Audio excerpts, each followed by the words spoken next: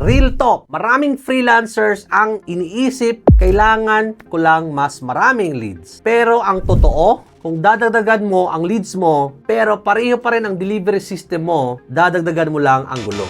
More leads, more revisions, more urgent messages, more follow-ups, more stress.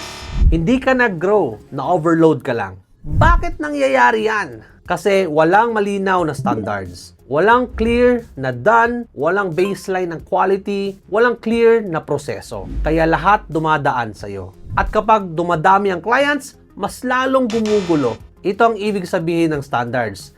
Clear scope, clear steps, clear QA or quality assurance, clear timeline, and clear updates. Kapag meron nito, gumagaan ang operations, tumataas ang trust ng clients, at naging consistent ang output kahit hindi ikaw ang gumagawa. Kaya tigilan mo na ang paghabol sa volume. Ayusin mo muna ang standards, and tanong ko sa'yo, may written standards ka ba sa delivery mo?